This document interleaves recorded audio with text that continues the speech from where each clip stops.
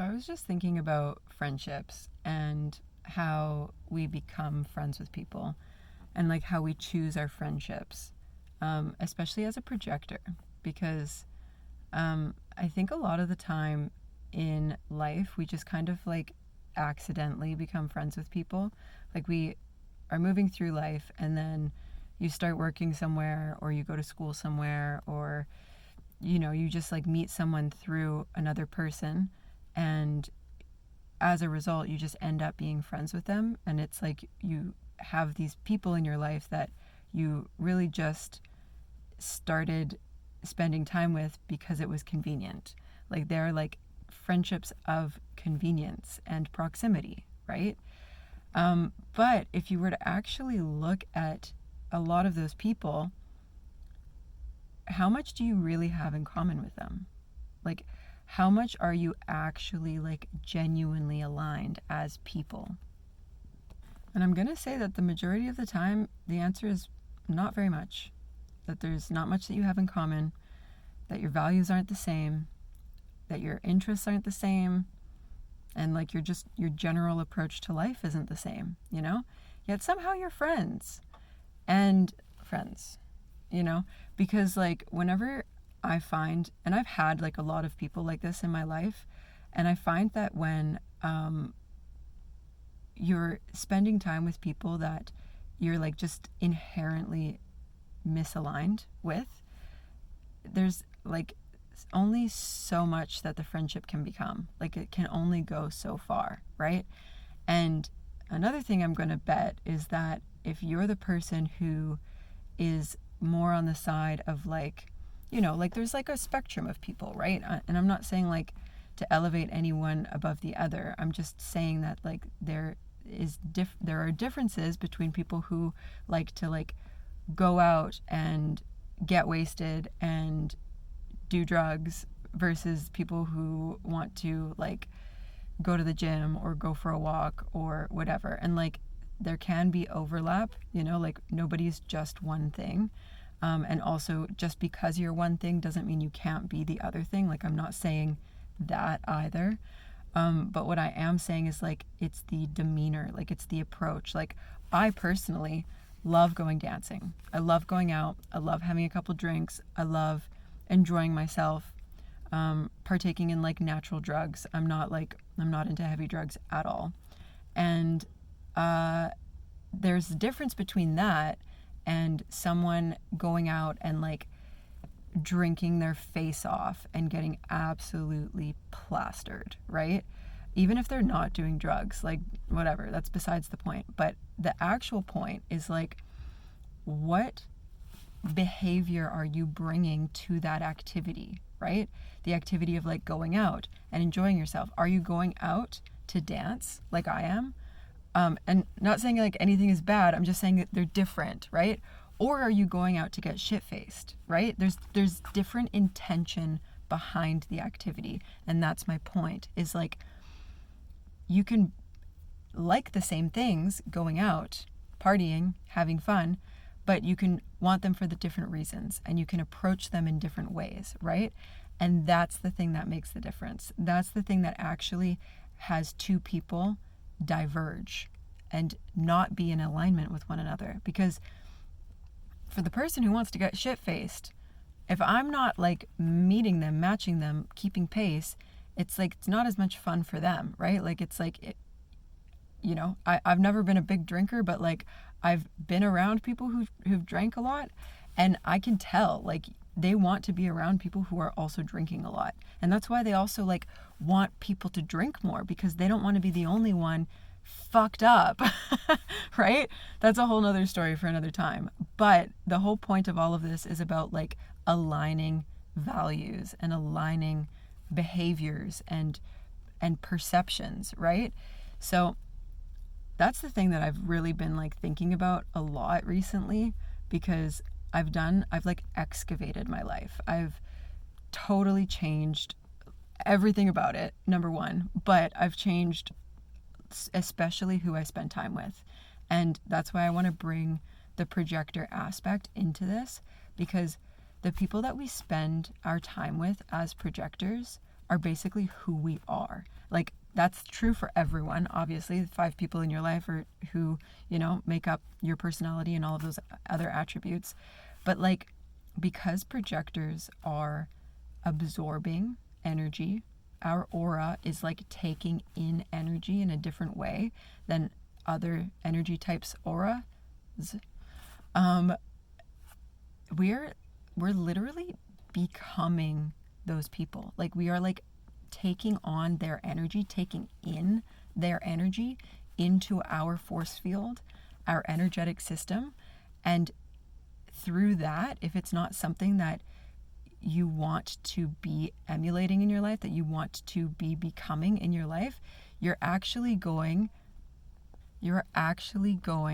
to lose who you are. Like, you are going to fundamentally lose the person that you are here to be, right? Whether you've discovered them or not, it's like it prevents that part of yourself from emerging as well. Because now you have all of this like clutter. You have like all of this extra shit in your force field that doesn't belong to you, that you don't align with, that you don't like, that isn't yours. And you're like, I don't know what to do with all this stuff, And like, it's even a practice in deciphering like what is not yours, right? What is actually someone else's? Because at first we just think it's all ours. We think we are that person. We think we like those things.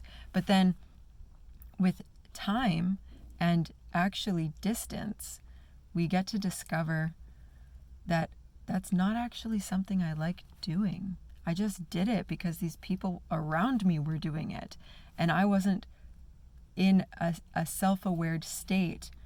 And, it comes with maturity as well. It's not even like we have to let it be what it's meant to be. Like, we have to let it unfold when it's ready, right? Like, we can't force that.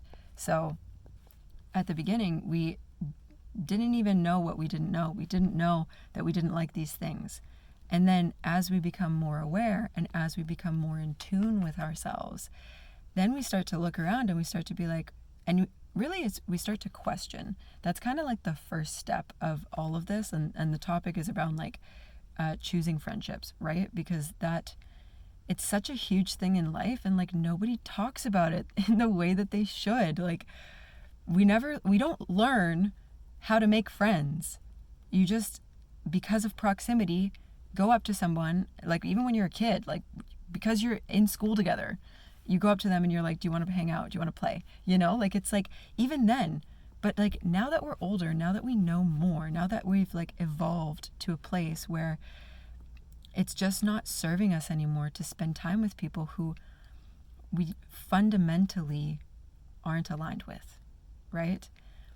And so that's really when you start to question, going back to that piece, when you start to question, like, why am I doing this thing? First, that's your question. And then your answer is probably going to be because so-and-so in my life was doing it, or because I met this person, or because whatever event happened. And then ask yourself, do I actually like doing it? Like, is this actually something that I enjoy and that brings me joy and that I feel good about doing, right? And if the answer is no, then it's important to look at the person who introduced that to you, right?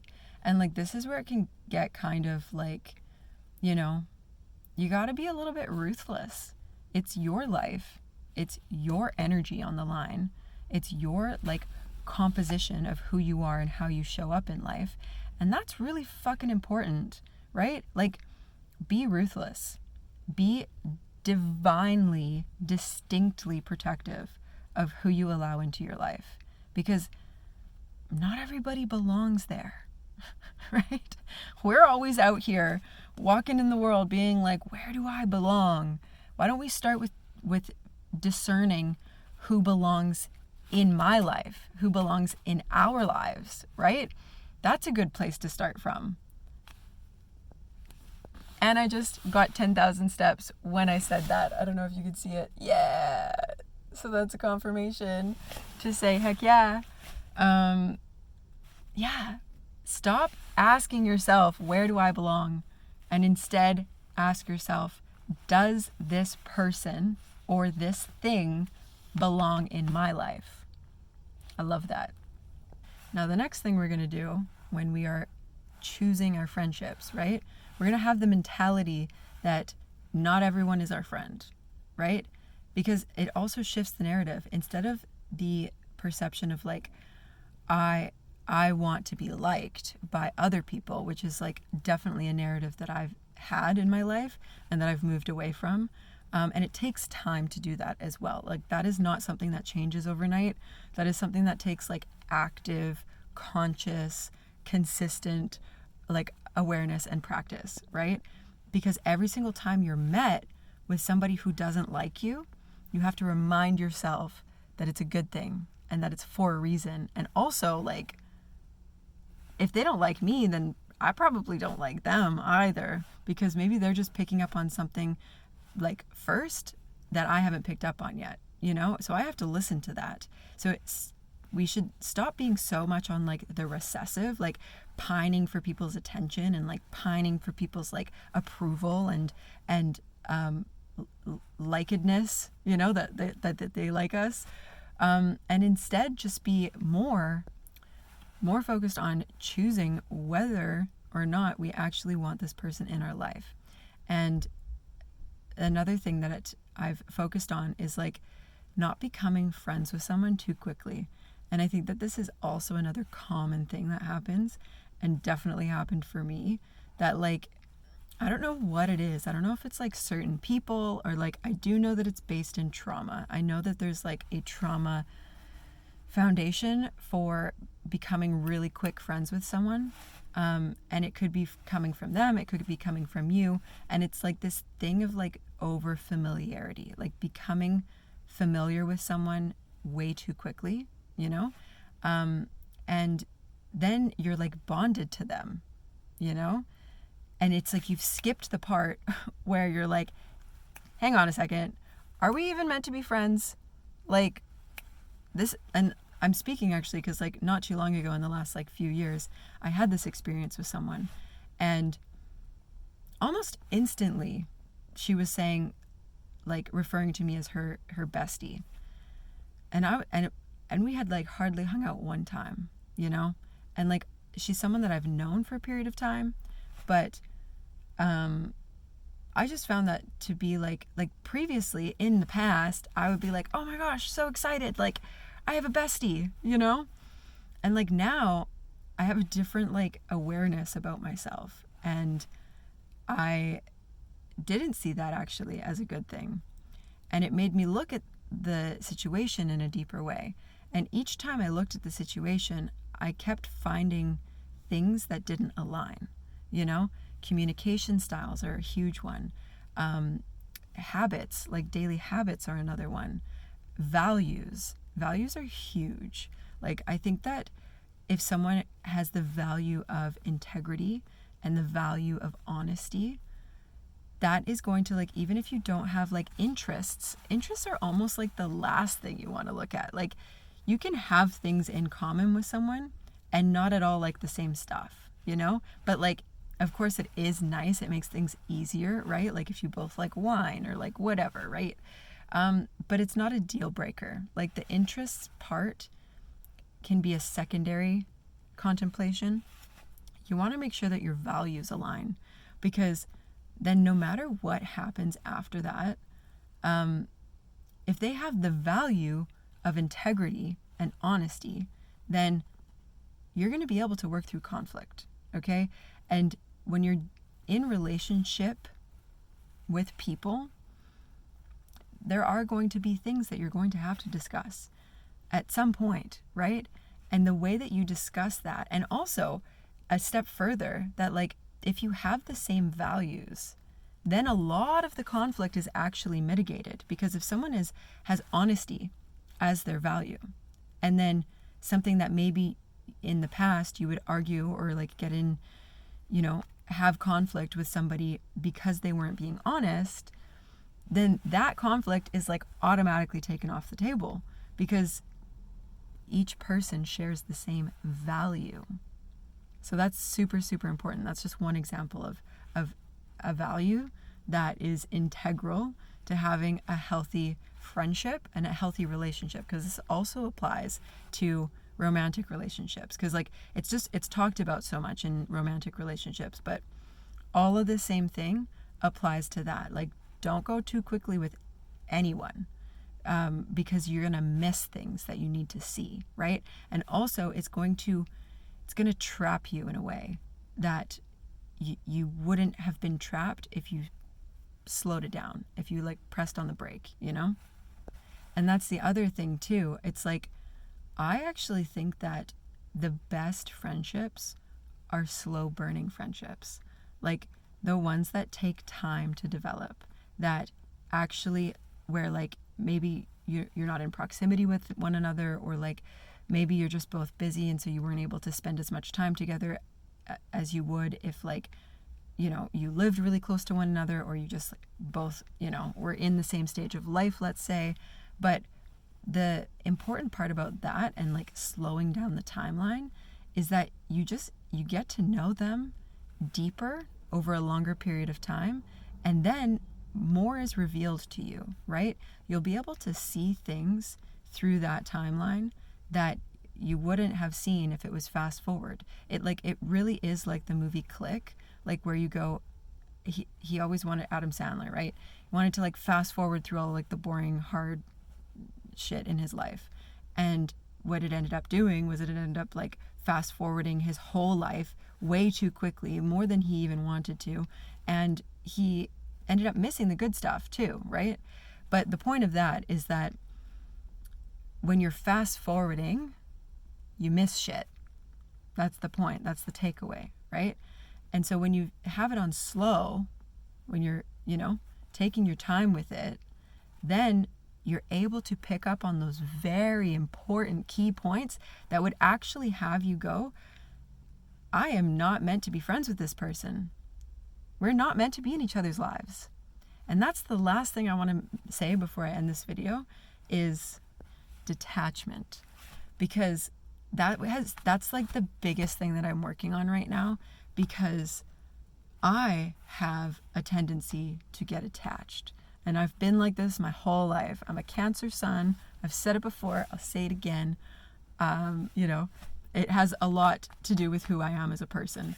And so it has really screwed me over a lot, right? And it's basically me doing it to myself. And I've realized that, right?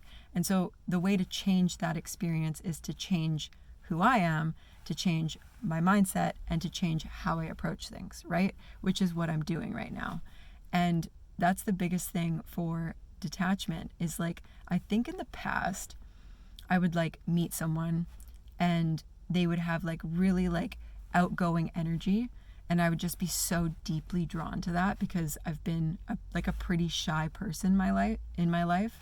And like I've become a lot less shy now, but like inherently, and like a whole huge portion of my life, I was lived as like this really shy person. And so when I meet someone, or when I've met someone who's really outgoing, I'm like always drawn to them, because I'm just like, I just love how like effortless it is for them to just be like loud and like laughing and joking and like all that stuff. And I'm just drawn to it. It's just one of my things. Like, I think we all have those aspects where we're drawn to like what we're not, or like what we don't think that we are, or what hasn't come naturally to us. And so like it's kind of like the opposite of what we are. But I think we all have these like little like triggers, like these little like caveats in our life that are meant in a way to like test us. Like, it's like, I think we all have certain wiring of like our Achilles heel, you know? Because the reality of being drawn to people who are super outgoing is that like they're not always the best friends. And I'm just gonna say it like that. And it's like, it's obviously not true for everyone, but in my experience, what I've noticed is that when people tend to be really outgoing, they tend to have other qualities as well. And of those qualities being like an honest Yeah, even like being a loyal person as well. Like it just, I've not felt a lot of loyalty from people who are super outgoing. And I'm an extremely loyal person. So it's just a mismatch, right? And like, I'm also never saying anything bad. It's like, it's just different. It's just not what I'm looking for in a friendship. And so that's what we also have to pay attention to is like, what are you actually wanting in a friendship? Like, what do you give to a friendship and what would you like to receive from the friendship, right? Reciprocity, huge. Like, if the person isn't reciprocating energy back to me, because I give a lot. I'm a Cancer sun, okay? I'm a nurturing person. But if the person isn't reciprocating that, like, it doesn't have to be super balanced, but it has to be that they are reciprocating, okay? Otherwise, they're using me and I have no use for them and they need to not be in my life, okay? So that's number one, right? But also, back to the whole discerning thing is like, or detachment thing is like, sometimes you think that you would be good friends with somebody or that you guys would get along and you actually just wouldn't for whatever reason. And like a lot of the time it's outside of your control, but that's the piece to work on is like to really be like, okay, I am not attached to this person, even though I thought we might get along and become friends, because it's more important for me to recognize when they start doing like weird behavior, like weird shit where it just doesn't sit right in your gut, where like I do this often and I do this scenario of like what they could have done for it to be normal, for it to like not be weird. And then I'm like, oh, okay, so they could have done that, but they didn't do that. And so in my mind, I'm like, they didn't do it either because they chose not to consciously or because they're not literally able to. And for both of those reasons, it's a no. Because if you're not able to do that because you have other things going on, or if you're not willing to do it out of like the pureness of your heart and like who you are and your values, then I can't have you in my life. It's just that simple. But then you have to be like, okay, even though it seems like we should be friends, like we have these things in common, and it seems like we approach life the same way, if they're not reciprocating back to you, like if they're not like complimenting you when you compliment them, that's a flag, okay? Giving a compliment is like the easiest thing that you can possibly do. And if somebody cannot do that and return the favor, just in like a natural way, just through like the organic flow of your guys' interaction with one another, it's a no, okay? I don't care what other things you think you guys have in common.